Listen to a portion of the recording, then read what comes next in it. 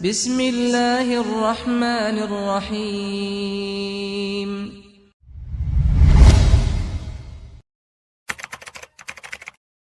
Wabarakatuh.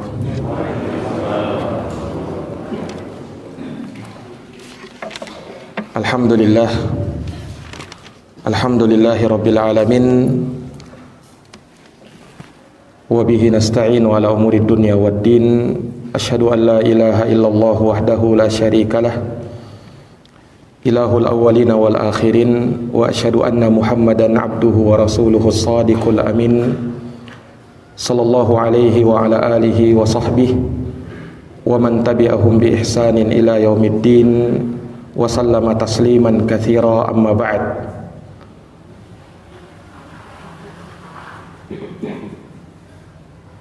Qala Allah Ta'ala fi kitabihil karim, ya ayyuhalladzina amanu atiullaha wa atiur rasul fa in tanaza'tum fi syai'in farudduhu ilallahi war rasul in kuntum tu'minuna billahi wal yawmil akhir dzalika khairun wa ahsanu ta'wila. Shadaqallahul azim. Ma'asyaral muslimin wal muslimat, hadirin wal hadirat, Bapak Ibu, saudara-saudari jamaah salat subuh yang berbahagia.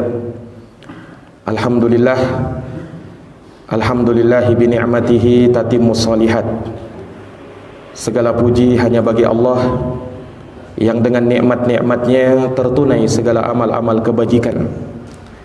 Salawat dan salam semoga tercurah limpahkan kepada junjungan kita Nabi Agung, Nabi besar Muhammad sallallahu alaihi wasallam, kepada keluarga dan para sahabat serta orang-orang yang senantiasa meniti jalannya sampai hari kiamat.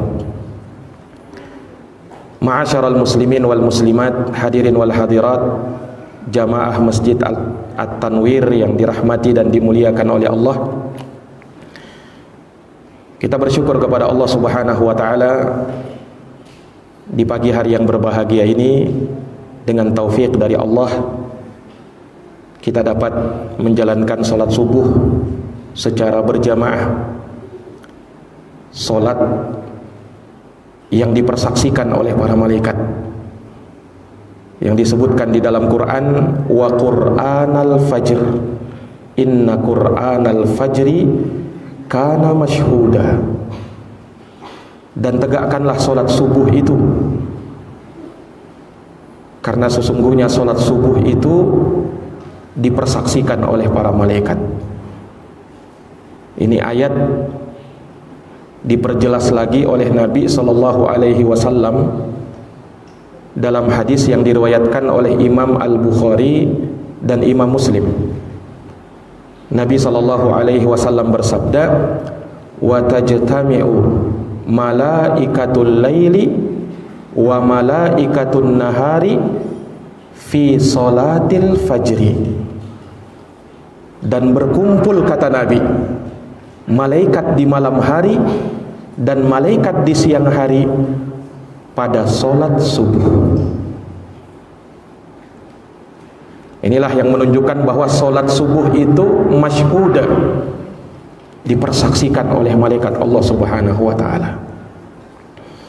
Maka ini kemuliaan, dan tentu yang lebih menambah kemuliaan kita di pagi hari ini, kita dapat duduk sejenak untuk bersama-sama bertafakuh di dalam agama Allah Subhanahu wa taala, untuk kita saling ingat mengingatkan, nasihat menasihati. Terlebih ini kita lakukan di waktu pagi, Pak. Waktu yang kata orang paling maksimal indera kita pada waktu ini. Penglihatannya, pendengarannya, kesehatannya, daya berfikirnya pada waktu pagi ini. Makanya banyak-banyak orang menggunakan waktu pagi itu untuk dunianya. Dia bekerja, dia berdagang, di waktu pagi, karena memang waktu optimal itu.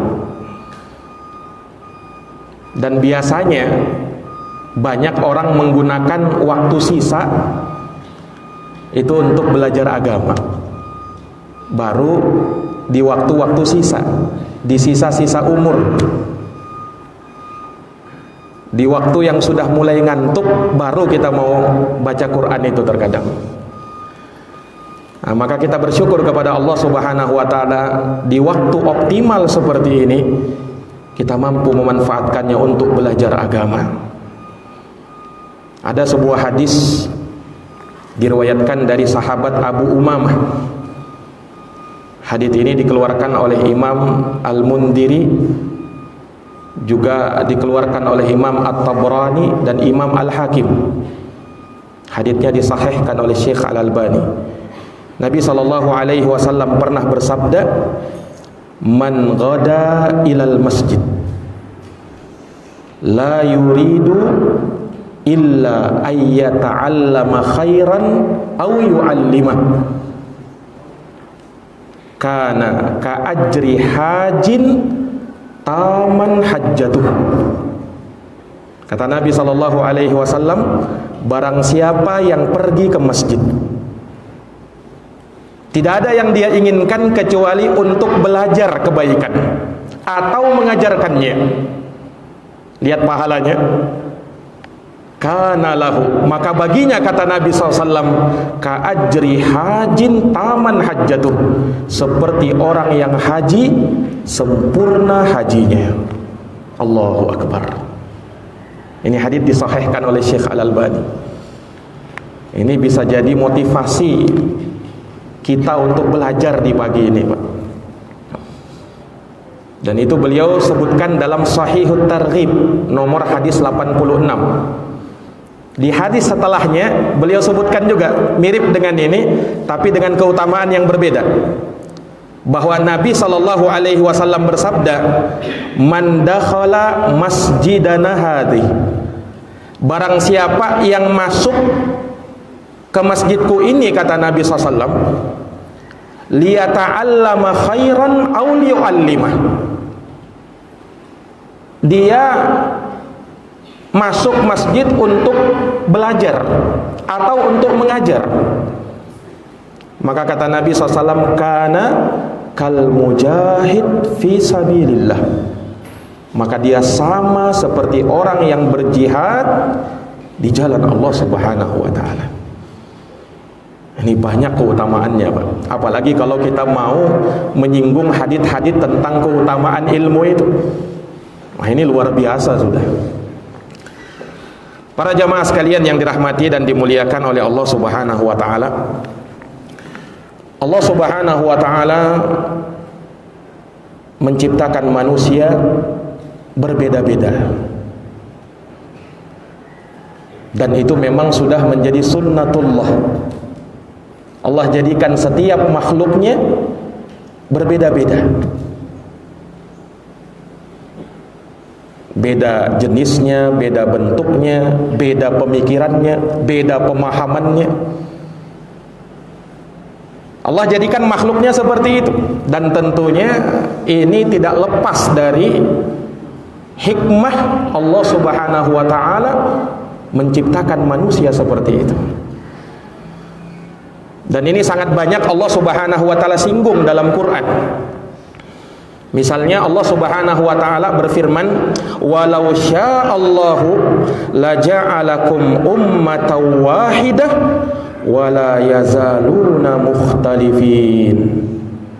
Kata Allah Subhanahu wa Ta'ala, andaikan Allah menghendaki, niscaya Dia menjadikan kalian umat yang satu, namun kalian itu selalu dan senantiasa berselisih pendapat. Ini kata Allah Subhanahu wa Ta'ala. Dalam ayat yang lain, dalam surat Yunus ayat 19, Allah Subhanahu wa Ta'ala berfirman, "Wa ma kana an-nasu illa ummatan wahidah fakhtalafu." Tidaklah manusia, kata Allah Subhanahu wa Ta'ala, tidaklah manusia ini melainkan satu umat, namun mereka berselisih. walaula kalimatun sabaqat mir rabbik laqudiya bainahum fima hum fihi yakhtalifun. Kata Allah Subhanahu wa taala, andaikan bukan karena suatu kalimat yang telah tetap di sisi Rabb kamu, niscaya akan diputuskan di antara mereka terhadap apa yang mereka perselisihkan. Juga firman Allah Subhanahu wa taala, innakum lafi qaulin mukhtalif. Sesungguhnya kalian itu selalu berada dalam ucapan yang berbeda-beda. Terjadi perbedaan. Nah, ini jamaah sekalian yang dirahmati dan dimuliakan oleh Allah Subhanahu wa taala. Dan memang manusia seperti itu. Tidak usah jauh-jauh. Dalam sebuah miniatur kecil saja, misalnya dalam sebuah keluarga, seorang orang tua misalnya punya beberapa orang anak. Nah, tidak mungkin dalam semua kesempatan anaknya itu selalu satu pendapatnya. Pasti berbeda-beda. Begitu pula suami istri, walaupun dia sudah cocok dengan istrinya, istrinya sudah cocok dengan suaminya, tapi pasti ada perbedaan, ada perselisihan di antara mereka. Ini jamaah sekalian yang dirahmati oleh Allah, sunnatullah, Allah menjadikan manusia itu berbeda-beda. Dan itu pun terjadi dalam agama Allah Subhanahu wa taala. Nabi SAW juga menyebutkan dalam sebuah nasihat perpisahan, dan itu terjadi pada waktu Nabi SAW selesai mengerjakan sholat subuh. Nabi memberikan nasihat wasiat yang mendalam kepada para sahabatnya tatkala itu. Maka seorang sahabat pun mengatakan, ya Rasulullah, ka'annaha mau'idatu muwaddi'in fa'ausina. Ini seakan-akan nasihat orang yang mau berpisah. Maka tolong berikan wasiat kepada kami. Maka Rasulullah menyampaikan wasiatnya. Dan di antara wasiat Nabi SAW, kata Rasulullah SAW, fa innahu may ya'ish minkum fasayara ikhtilafan katsira. Karena sungguh, kata Nabi, barang siapa yang hidup di antara kalian, maka dia akan melihat perselisihan yang sangat banyak, perbedaan yang sangat banyak. Ini sabda Nabi SAW dalam hadis Irbad Ibnu Sariyah yang diriwayatkan oleh Imam Abu Daud dan Imam Tirmizi. Jadi manusia ini selalu berbeda pendapat. Manusia ini selalu berselisih pendapat. Walaupun memang di sana ada ijma. Ijma itu kesepakatan ulama, dan dia juga menjadi hujjah, menjadi dalil. 4 dalil yang disepakati oleh ulama: Quran, sunnah, ijma, qiyas. Nah, yang selebihnya ini diperselisihkan ulama, termasuk di dalamnya qaulus sahabi, ucapan sahabat, al-istishab, kembali kepada hukum asal, amalu ahlil Madinah, amalnya penduduk Madinah, apakah juga menjadi hujah? Ada ikhtilaf para ulama dalam masalah itu. Tapi 4 ini sepakat ulama, kalau mau berdalil dengan Quran, sunnah, ijma atau qiyas. Jadi ijma adalah hujjah. Kenapa hujjah? Nabi sendiri yang mengatakan. Kata Rasulullah SAW, la tajtami'u ummati ala dolalah. Umatku tidak mungkin bersepakat di atas kesesatan. Ini jamaah sekalian yang dirahmati oleh Allah. Walaupun ulama juga menyebutkan yang namanya ijma itu ada 2. Ada ijma qat'i, ada ijma dhanni. Artinya tidak semua ketika ulama mengatakan ini ijma pasti ijma. Bisa jadi itu cuman klaim ijma, setelah diteliti ternyata ada perbedaan juga. Contoh misalnya Imam Nawawi rahimahullahu ta'ala, beliau menukil ijma kesepakatan ulama. Kata beliau bahwa zakat urudut tijarah, zakat barang perdagangan, ada zakatnya itu. Jadi untuk perdagangan, kata Imam Nawawi, ada zakatnya, zakatu urudit tijarah. Dan beliau menukil ijma' kesepakatan ulama. Padahal ketika diteliti dalam kitab-kitab fikih itu masih ada khilaf para ulama juga. Imam Ibnu Hazm mengatakan tidak ada zakat urudut tijarah itu. Nah, ini namanya ijma' dhanni. Ijma' yang diklaim oleh Imam Nawawi, tapi ternyata masih ada perbedaan juga. Contoh lain, Imam Nawawi juga menukil kesepakatan bolehnya beramal dengan hadis dhaif dalam fadailul a'mal, dalam keutamaan-keutamaan amalan. Nah, itu dinukil ijma' kata Imam Nawawi. Padahal setelah diteliti ada ulama yang berbeda. Imam Bukhari, Imam Muslim melarang, tidak boleh katanya beramal dengan hadis dhaif walaupun dengan fadailul a'mal. Ternyata masih ada perbedaan dan perselisihan juga. Nah, walaupun ada ijma' qat'i yang bersifat pasti. Nah, itu banyak juga itu, alhamdulillah. Tapi tidak semua klaim ijma' itu betul ijma'nya. Nah, ini para jamaah sekalian yang dirahmati dan dimuliakan oleh Allah Subhanahu wa ta'ala. Nah, perbedaan atau beda pendapat dalam istilah syar'i disebut dengan ikhtilaf, atau dengan bahasa lain khilaf. Biasa mungkin kita dengar khilaf ulama. Ini terjadi ikhtilaf ulama. Itu maksudnya perbedaan pendapat. Jadi ikhtilaf artinya beda pendapat. Di sana ada yang lebih dari sekedar ikhtilaf, namanya iftiraq. Nah, kalau iftiraq itu bukan sekedar beda pendapat itu. Kalau iftiraq sudah berpecah belah. Kalau iftiraq sudah berpecah belah.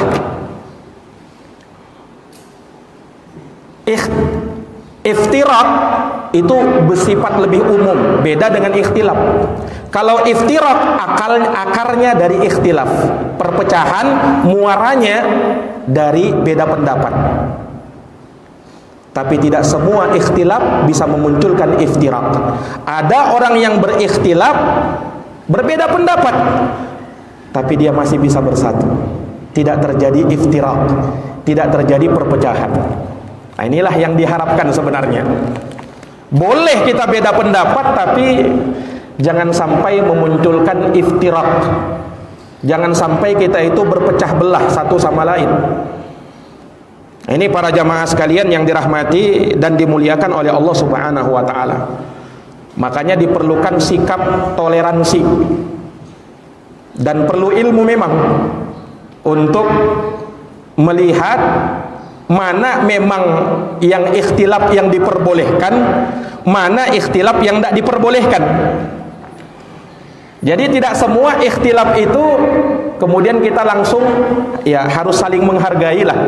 Tidak semua. Ada memang yang diatur oleh syariat, ini wajib toleransi ini. Ini wajib berlapang dada ini. Ada juga ikhtilaf tapi tidak menerima toleransi. Nah, ini banyak-banyak dalam masalah usuliyah, dalam masalah akidah. Contoh misalnya, umat Islam berpendapat ya sebagaimana firman Allah Subhanahu wa taala, innad dina indallahil Islam. Nah, di sana ada orang liberal mengatakan semua agama sama aja. Nah, ini kan tidak mungkin bisa ketemu ini. Atau contoh lain misalnya umat Islam meyakini Quran kita sempurna, tidak ada kekurangan di dalamnya. Sebagai bukti pengamalan firman Allah Subhanahu wa taala, inna nahnu nazzalna dzikra wa inna lahu lahafidun. Kami yang turunkan Quran ini kata Allah, dan kami pula yang akan memberikan penjagaan kepadanya. Nah, di sana ada orang-orang Rafidah mengatakan Quran ini belum sempurna. Makanya mereka punya mushaf Fatimah namanya, lebih tebal 2 kali daripada Quran. Ini tidak mungkin bisa ketemu ini. Pasti terjadi iftiraq kalau seperti ini. Karena kalau kita sudah berbicara tentang usul, Quran saja sudah beda, ya tidak mungkin bisa diketemukan. Mereka orang-orang Syiah Rafidhah punya kitab hadis yang levelnya sama Bukhari dengan Muslim. Kalau umat Islam punya kitab hadis Bukhari, Muslim, Abu Daud, Tirmizi, An-Nasai, Ibnu Majah, Imam Ahmad, Musnad Imam Ahmad, Sunan Ad-Darimi, Muwatta'nya Imam Malik, 9 kutubut tis'ah. Nah, kalau orang Syiah Rafidhah juga punya kitab, Pak. Dia tidak pakai Bukhari Muslim. Kitab hadisnya kitab Al-Kafi lil Kulaini atau Biharul Anwar karya Al-Majlisi. Nah, ini berbeda sudah ini. Tidak mungkin bisa satu. Nah, ini para jamaah sekalian yang dirahmati dan dimuliakan oleh Allah. Umat Islam meyakini sholat 5 waktu wajib. Riba haram, zina haram. Datang orang kemudian berkata, enggak, sholat 5 waktu enggak wajib. Zina ya asal saling ridho, boleh-boleh aja. Nah, ini kan enggak mungkin disatukan ini. Kenapa? Dia sudah menyelisihi usul. Enggak boleh kita katakan, ya sudah enggak usahlah kita berbeda pendapat, saling. Enggak bisa. Ini yang pasti terjadi iftirak ini. Ya, sebab kalau misalnya ini ditoleransi juga bisa rusak agama kita. Tidak ada prinsip kalau begitu. Nah, ikhtilaf, perbedaan yang kita wajib bertoleransi di situ kalau dalam masalah furu'iyah yang bersifat cabang, baik dalam usul, baik dalam akidah cabangnya atau dalam fikih. Ini yang paling banyaknya. Ini para jamaah sekalian yang dirahmati dan dimuliakan oleh Allah. Dan ada ikhtilaf yang sifatnya keberagaman saja. Ini bukan malah berlapang dada, tapi memang variasi saja sebenarnya. Contoh misalnya perbedaan dalam bacaan doa iftitah, Pak. Itu kan ada beberapa riwayat itu, doa iftitah itu. Bisa kita baca wajjahtu wajhiyya atau Allahumma ba'id baini atau Allahu akbar kabira walhamdulillahi katsira atau subhanakallahumma wa bihamdik wa tabarakasmuk wa ta'ala jadduk. Dan ada beberapa doa iftitah itu, ada beberapa. Ini kan beda juga, tapi ini apa? Keberagaman sebenarnya. Mau pakai ini boleh, mau pakai itu boleh. Sama dengan doa rukuk, doa sujud. Ada yang berdoa dengan subhana rabbiyal azim ketika rukuk, subhana rabbiyal a'la ketika sujud. Ada membaca subuhun kudus. Nah, itu juga doa rukuk dan sujud itu. Atau baca subhanakallahumma rabbana wa bihamdik Allahumma gfirli. Nah, itu juga doa rukuk dan sujud itu. Ini khilaf, perbedaan. Tapi perbedaan yang hakikatnya tidak berbeda sebenarnya, hanya keberagaman. Silahkan mau pakai ini boleh, mau pakai itu boleh. Ini para jamaah sekalian yang dirahmati dan dimuliakan oleh Allah Subhanahu wa ta'ala. Dan ada yang sifatnya bertentangan, tapi juga wajib berlapang dada ini. Dan ini paling banyak dalam masalah-masalah seperti ini. Nah, ini kalau masalah ini kita tidak dewasa dan tidak ilmiah dalam menyikapinya, ikhtilaf yang harusnya toleransi bisa menjadi iftirak, perpecahan. Ini yang tercela. Para jamaah sekalian yang dirahmati dan dimuliakan oleh Allah Subhanahu wa taala. Makanya dalam Quran, subhanallah. Enggak apa-apa, kita lanjut, Pak ya. Makanya dalam Quran, Pak, ya, kita bisa melihat bahwa ternyata Allah Subhanahu wa ta'ala mencela yang namanya iftirak itu. Kita bisa baca dalam Quran misalnya firman Allah Subhanahu wa ta'ala, wa'tasimu bihablillahi jami'an wa la tafarraqu. Berpegang teguhlah kalian kepada tali agama Allah, wala tafarraqu, tapi jangan tafarruq, jangan berpecah belah, kata Allah.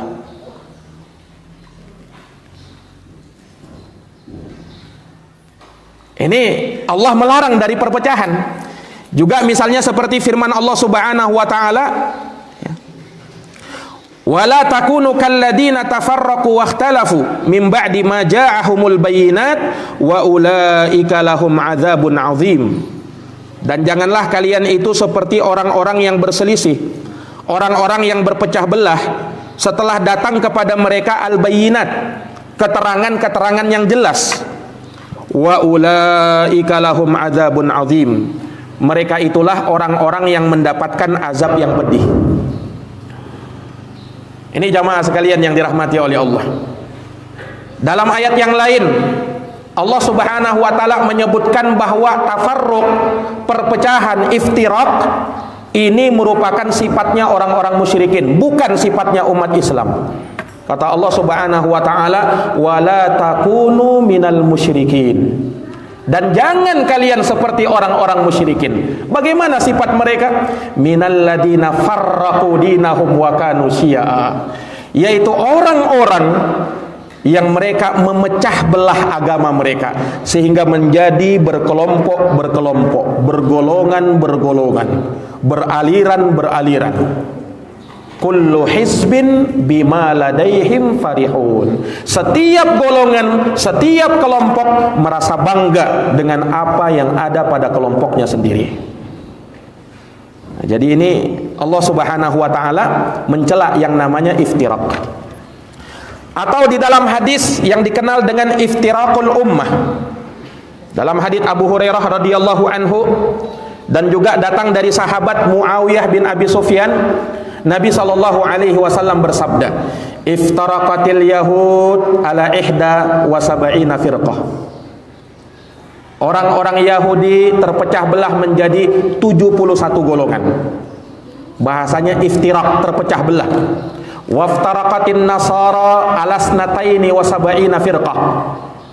Umat Nasrani terpecah belah menjadi 72 golongan. Wa sataftariqu ummati.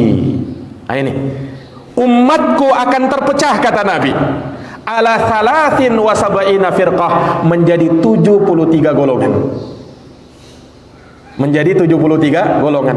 Nabi bersabda wasataftariqu ummati. Nabi bukan katakan wasatahtalifu ummati, beda itu. Tapi sudah terjadi tafarruq, iftiraq, perpecahan. Dan ini tercela para hadirin yang dirahmati dan dimuliakan oleh Allah Subhanahu wa taala. Nah, hadis tadi diriwayatkan oleh Imam Abu Daud, Imam Tirmizi, Imam Ibnu Majah dan juga Imam Ahmad. Al-Hakim juga meriwayatkannya di dalam kitabnya Al-Mustadrak dan beliau mensahihkannya. Dihasankan pula oleh Al-Hafidz Ibnu Hajar, kemudian juga Imam Ibnu Taimiyah sebagaimana dalam Majmu'ul Fatawa, Al-Iraqi sebagaimana dalam Takhrijul Ihya, dan selainnya dari kalangan para ulama ahli hadis menghasankan atau mensahihkan hadis tadi. Para hadirin yang dirahmati dan dimuliakan oleh Allah. Nah, disinilah kita harus mendudukkan perbedaan itu. Ulama menyebutkan perbedaan itu terbagi menjadi beberapa macam. Ada yang disebut, ini yang pertama, ikhtilaf tadad. Ikhtilaf tadad. Maksudnya perbedaan yang saling bertentangan. Perbedaan yang saling bertentangan, bertolak belakang. Nah, ini kata ulama ada dua, ada yang ghairu mu'tabar, yang tidak diperhitungkan, tidak dianggap. Ada yang mu'tabar, yang mu'tabar masih dianggap, masih diperhitungkan. Kalau yang ghairu mu'tabar tadi sudah kita sebutkan contoh-contohnya, yang memang tidak bisa ketemu, Pak.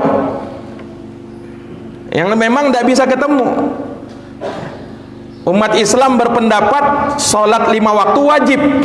Kalau ada kemudian hari berpendapat, oh enggak, sholat 5 waktu itu enggak wajib, enggak bisa ketemu. Pasti terjadi iftiraq itu. Nah, ini jamaah sekalian yang dirahmati oleh Allah. Quran kalamullah, firman Allah Subhanahu wa taala, bukan makhluk. Ijma' sepakat ulama tentang masalah ini. Bahkan Imam Ibnul Qayyim menukilkan ijma' dalam kitabnya Nuniyah. Beliau mengatakan laqad taqallada kufrahum khamsuna fi ashrin minal ulama'i fil buldani wallalaka il imamu haka anhumu bal qad hakahu qablahu Tabrani. Dalam 2 bait syair Imam Ibnul Qayyim menyebutkan ini. Yani salahnya orang yang berpendapat kalau Quran itu makhluk. Quran itu kalamullah. Berdasarkan firman Allah, wa in ahadun minal musyrikin astajarak fa'ajirhu hatta yasma'a kalam Allah. Kalau mereka meminta perlindungan kepadamu, orang-orang musyrikin, maka lindungi dia sampai mereka sempat mendengarkan firman Allah, yaitu Quran. Jadi Quran dikatakan firman, bukan makhluk. Nah, ini ijma' sepakat ulama kalau dalam masalah ini. Nah, ini para jamaah sekalian yang dirahmati dan dimuliakan oleh Allah. Ini namanya ikhtilaf tada'at ghairu mu'tabar. Tidak diperhitungkan yang seperti ini. Nah, disinilah yang ulama mengatakan al-haqqu wahid la yata'addad. Kebenaran hanya satu di sini, yang menyelisihinya pasti salah. Karena kalau sudah berbicara masalah prinsip, Pak, masalah akidah, nah itu harus ada prinsip memang di situ. Para jamaah yang dirahmati dan dimuliakan oleh Allah, yang kedua ada namanya ikhtilaf tada'at mu'tabar. Berlawanan juga, bertentangan juga, tapi mu'tabar, masih diperhitungkan ini. Sebagian ulama membahasakan ikhtilaf ijtihadi. Ikhtilaf dalam masalah ijtihad. Nah, disinilah kita harus berlapang dada melihat perbedaan dan perselisihan itu. Dan dia terkadang terjadi dalam masalah furu' akidah atau furu' dalam masalah fikih. Karena dalam menentukan masalah usul dan furu' itu juga ulama menyebutkannya, usul itu bukan selalu perkara akidah, furu' itu bukan selalu masalah fikih. Walaupun memang kebanyakannya kalau usul itu menyinggung masalah akidah, tapi ada dalam perkara akidah yang merupakan furu'. Nah, ini boleh, ulama pun beda pendapat di situ. Misalnya, ulama beda pendapat ketika Nabi Isra Mi'raj itu, apakah Nabi melihat Allah atau tidak? Ulama beda pendapat. Ada yang mengatakan Rasulullah Shallallahu Alaihi Wasallam melihat Allah. Ada yang mengatakan tidak. Yang mengatakan tidak berdalil dengan hadis. Nabi bersabda ketika ditanya, hal ra'aita rabbak? Ya Rasulullah, apakah engkau melihat Tuhanmu? Kata Nabi, nurun anna arah. Cahaya yang membatasi aku, yang menghalangi aku. Bagaimana aku bisa melihat Tuhanku? Terjadi ikhtilaf ulama dalam masalah furu' akidah. Atau misalnya dalam masalah lain, ketika Nabi Isra Mi'raj itu apakah dengan ruh dan jasadnya atau ruhnya saja? Nah, terjadi ikhtilaf ulama juga ini. Ini dalam furu' akidah. Ini tidak tercela yang seperti ini, wajib berlapang dada. Atau dalam masalah fikih, nah ini paling banyak ini. Kalau dalam masalah furu' fiqhiyah, ini paling banyak perbedaan dan perselisihan itu. Nah, maksud kami di sini para jamaah sekalian, bagaimana kita menyikapi perselisihan itu dengan dewasa dan dengan ilmiah. Jangan arogan. Ya.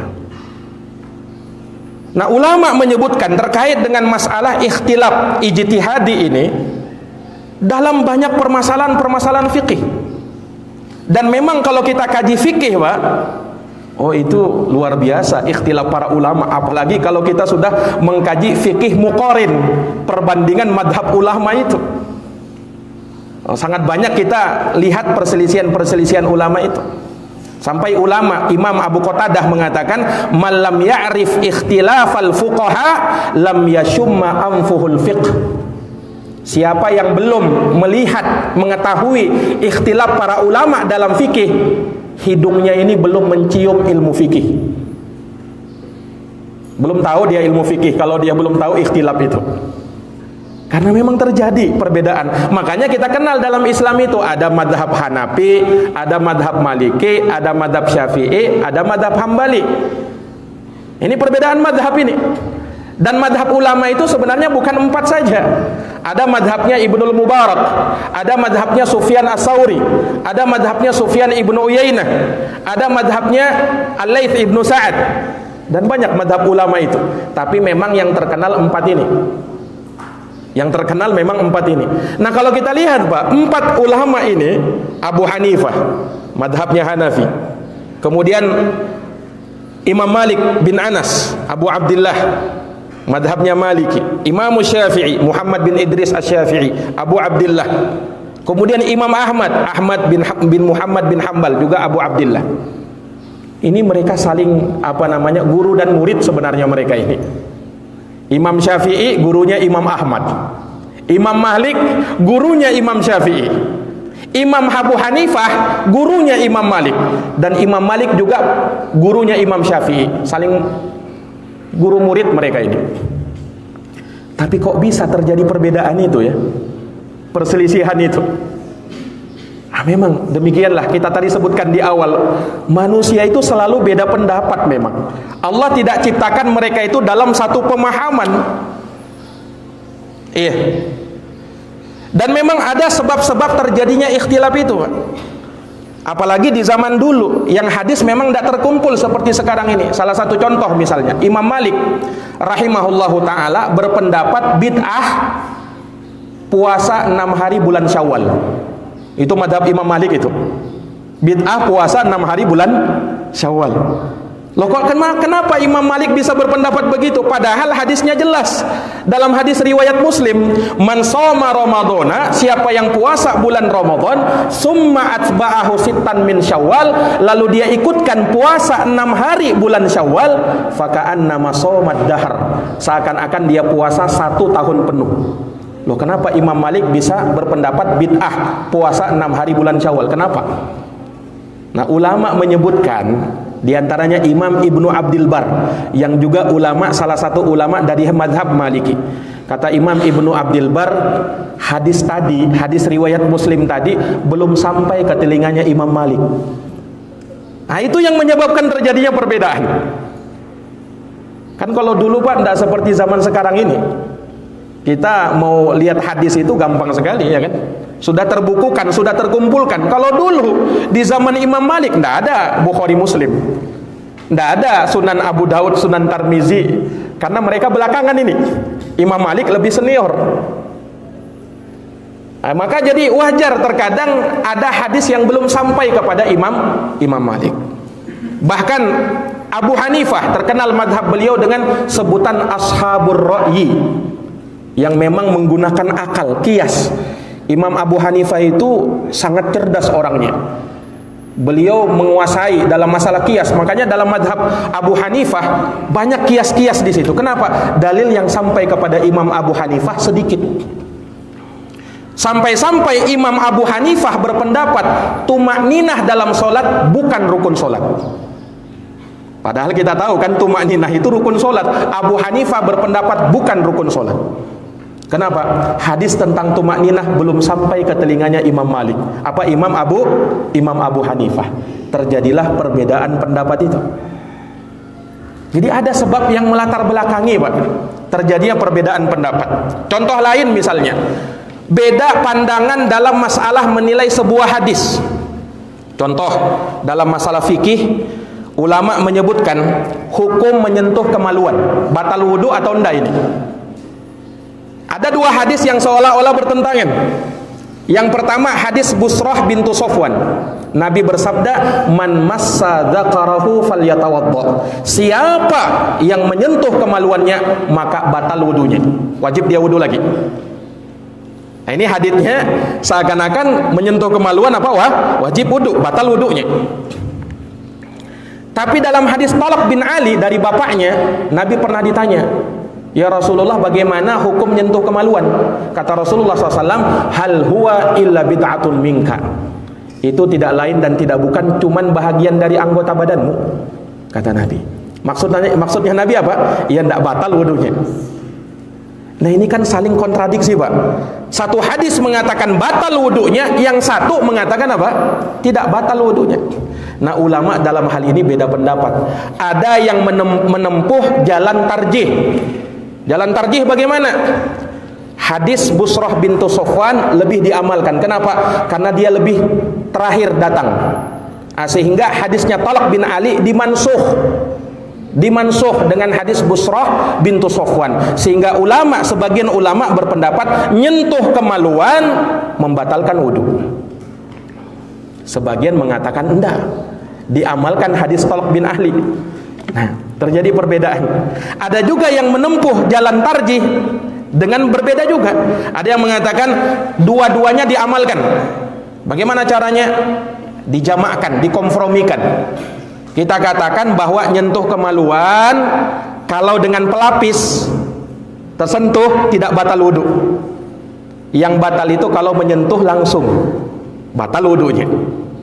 Ada sebagian ulama berpendapat begitu. Ada juga yang mengatakan komprominya begini, kalau menyentuh dengan syahwat batal wudunya, kalau tidak batal wudunya. Terjadi ikhtilaf para ulama. Nah, disinilah kita harus berlapang dada. Kalau misalnya kita pegang satu pendapat, jangan kita membatilkan atau membid'ahkan pendapat yang lain. Keliru kalau seperti itu. Apalagi kalau kita berbicara tentang masalah sholat, Pak. Oh, banyak sekali ikhtilaf dalam masalah sholat itu. Baca bismillah, basmalah dijaharkan atau tidak dijaharkan? Ikhtilaf para ulama. Atau kunut subuh misalnya, ikhtilaf para ulama. Madhab Syafi'i mengatakan sunnah, madhab yang lain mengatakan tidak sunnah. Nah, ini kalau kita tidak punya kedewasaan dan ilmu dalam menyikapi ikhtilaf itu, pasti terjadi iftiraq. Padahal ini yang wajib kita bertoleransi. Tidak boleh arogan di sini, Pak. Ya, sebab kalau arogan ini menimbulkan perpecahan. Dan ini salah satu dari sifat karakternya orang-orang Yahudi. Orang Yahudi, Pak, orang-orang Yahudi disebutkan ya, ketika salah satu pemuka mereka masuk Islam, namanya Abdullah bin Salam, masuk Islam. Belum diketahui oleh orang-orang Yahudi. Nabi mengumpulkan orang Yahudi, ingin melihat bagaimana kira-kira sikapnya orang Yahudi ini. Kemudian Nabi ajak mereka kepada Islam, mereka tidak mau. Kata Nabi SAW, "Taib, kalian kenal tidak Abdullah bin Salam?" Kata orang Yahudi, ya, kami kenal. Huwa alimuna wa bnu alimina wa khairuna wa bnu khairina. Abdullah bin Salam itu ulamanya kami, anak dari ulamanya kami, orang terbaiknya kami, anak orang yang terbaiknya di antara kami. Kata orang-orang Yahudi. Dia tidak tahu kalau Abdullah bin Salam sudah masuk Islam. Kata Nabi SAW, bagaimana menurut kalian wahai orang Yahudi kalau Abdullah bin Salam masuk Islam? Kata orang-orang Yahudi, tidak mungkin, mengada-ada saja ini, tidak mungkin, mustahil, dia orang terbaik kami. Tiba-tiba Abdullah bin Salam muncul, Pak, muncul bersyahadat. Kemudian mengatakan kepada orang Yahudi, "Ya ma'syaral Yahud, wahai orang-orang Yahudi, ittaqullah, bertakwalah kamu kepada Allah. Saya sudah masuk kepada agama orang ini. Saya beriman dengan Nabi ini." Ya, tunjuk Nabi kita Muhammad SAW. Lihat, Pak, orang Yahudi apa tanggapannya langsung? Langsung orang Yahudi mengatakan, "Anta syarruna wa benu syarrina wa jahiluna wa benu jahilina." Kamu itu orang paling jelek di antara kami, anaknya orang paling jelek di antara kami, orang paling bodoh, anak orang yang paling bodoh. Langsung berubah 90 derajat. 90 atau 180 derajat itu? 180 derajat. Yang tadinya diangkat-angkat setinggi langit, tiba-tiba langsung direndahkan sejatuh-jatuhnya. Kenapa? Karena sudah berbeda, arogan betul. Ini sifatnya orang Yahudi kalau begini. Ini para jamaah sekalian yang dirahmati dan dimuliakan oleh Allah, berlapang dada dalam permasalahan-permasalahan ikhtilaf. Jangan sampai, boleh kita beda pendapat, tapi jangan terjadi iftiraq, jangan terjadi perpecahan di antara kita. Ya. Wajar terjadi perbedaan itu. Jangankan di zaman kita, di zaman sahabat sudah terjadi perbedaan. Kisahnya sahabat itu yang tatkala Nabi SAW berpesan, la tusolli illa bi Bani Quraidah, jangan kalian sholat. Nabi SAW pergi bersama sahabat, kemudian Nabi mau duluan pergi ke Madinah. Nabi pesani sahabat, kalian jangan sholat kecuali nanti di Bani Quraidah, baru kalian sholat di sana. Ketika itu sholat asar, Pak. Nabi sudah sampai. Ini sahabat bingung ini. Kita belum sampai di Bani Quraidah, sementara waktu asar sudah mau habis, mau terbenam matahari sudah. Terjadi perbedaan pendapat di kalangan sahabat. Ada yang memahami, sudah kita sholat aja. Kenapa? Waktu sholat sudah mau habis. Akan tidak boleh kita meninggalkan sholat sampai waktunya keluar. Sebagian sahabat ada yang memahami zohir hadis. Anda kita sholat nanti di Bani Quraidah, walaupun waktu sholat sudah keluar.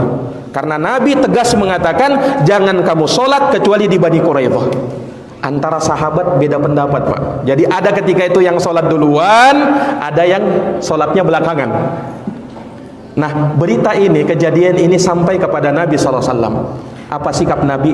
Nabi tidak menyalahkan mereka. Subhanallah, ini hikmah yang sangat besar. Nabi tidak menyalahkan mereka. Kenapa? Dua-duanya benar. Karena masih beramal dengan hadis, masih beramal dengan dalil. Yang salah itu kalau tidak beramal dengan dalil. Kalau masih beramal dengan dalil, wajib toleransi, wajib untuk berlapang dada. Nah, ini para jamaah sekalian yang dirahmati oleh Allah. Jadi sekali lagi kesimpulannya sebenarnya, ikhtilaf, perbedaan, apakah kita toleransi atau tidak, dilihat dulu ikhtilafnya yang bagaimana dulu.